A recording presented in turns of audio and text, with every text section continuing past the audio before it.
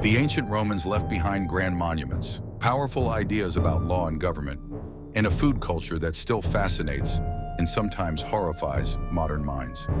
Beneath the marble columns and military conquests was a culinary scene marked by extravagance, obsession with status, and a willingness to turn the bizarre into the luxurious.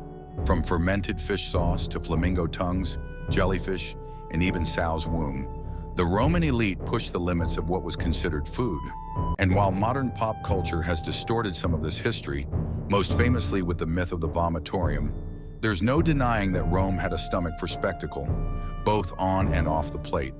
Take garum, for example, the infamous Roman ketchup from hell. This potent condiment was made by fermenting fish guts in the sun for weeks or months until it broke down into a pungent, salty liquid. The result smelled somewhere between low tide and compost, but the Romans loved it. They splashed it on almost everything: meats, vegetables, even fruit. Garum wasn't just a flavor enhancer, it was a cultural obsession. There were luxury versions aged like fine wine and cheap versions for the lower classes. Garum factories, essentially ancient fish processing plants, were set up across the empire, but almost always on the outskirts of town due to the eye-watering stench. Writers at the time joked about it, but it didn't stop the sauce from dominating Roman cuisine. Today, it's making a quiet comeback in modern kitchens, rebranded as fermented fish sauce in high-end cooking. But if you've ever opened a bottle and recoiled, just imagine the Roman original, brewed under the summer sun in open vats of rot. Of course, the Romans didn't stop at sauces. For the wealthy, meals were a chance to flaunt power, exotic tastes, and sheer excess. Flamingo tongues were one such delicacy. Harvesting a rare bird just for its tongue wasn't about nutrition, it was about prestige. Serving them showed you had money, connections, and a willingness to cross lines others wouldn't. These weren't backyard birds. Flamingos were difficult to source, and their tongues were small, meaning you'd need a lot of flamingos to serve a table. It was absurd, and that was the point. Wealthy Romans used food as a stage, and the stranger or more luxurious the item, the better. The poet Martial mocked this trend, but it didn't slow the demand. To eat a flamingo tongue was to eat status. Then there were the dormice. Yes, dormice, small squirrel-like rodents that were farmed and fattened specifically for eating. Far from being pests, these little creatures were prized snacks at elite Roman feasts. They were kept in gleraria, special terracotta jars that acted as ancient rodent breeders, allowing them to be fed a steady diet of nuts and honey until plump.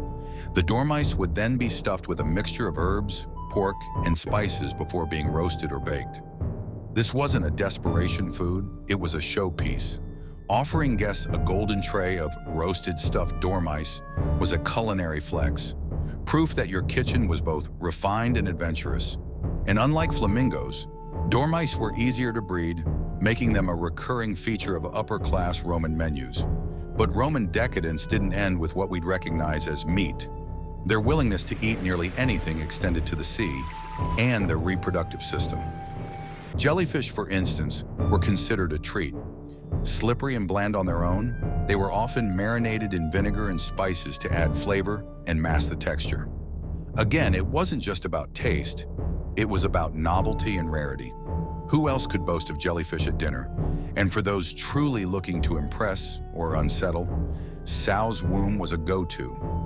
This dish involved taking the womb of a female pig, usually pregnant, cleaning it, boiling, or roasting it, and seasoning it with honey, vinegar, and spices. The texture was fatty and gelatinous, the flavor strong. It was not a dish for the faint of heart, but it was one more way to separate the elite from the masses. If you could eat something others wouldn't even touch, you proved your place at the top of the social ladder. All this excess feeds into one of the most persistent myths about Roman dining: the vomitorium. The popular story goes like this.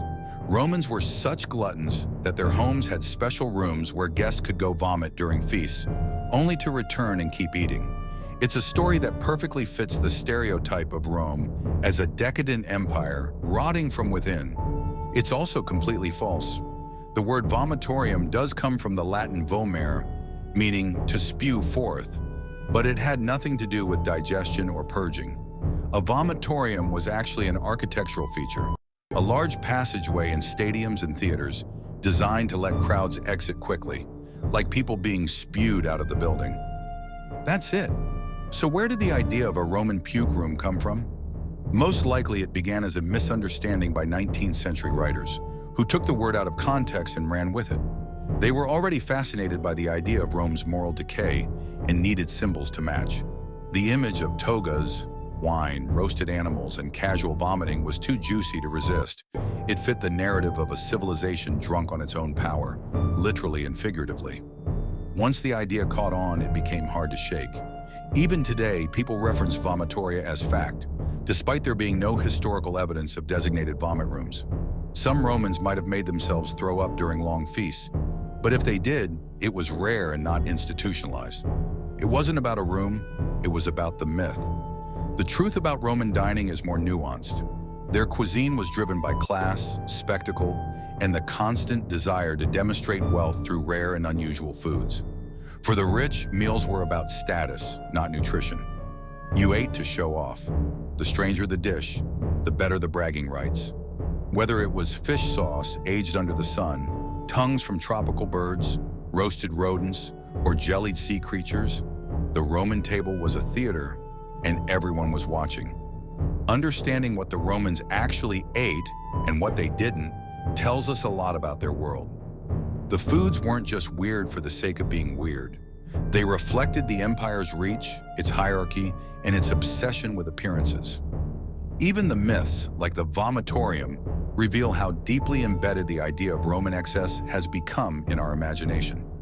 So next time you hear someone talk about Romans vomiting between courses or nibbling on a jellyfish while lounging in a marble hall, you'll know what's real and what's just well-seasoned fiction. In ancient Rome, the appetite wasn't just for food.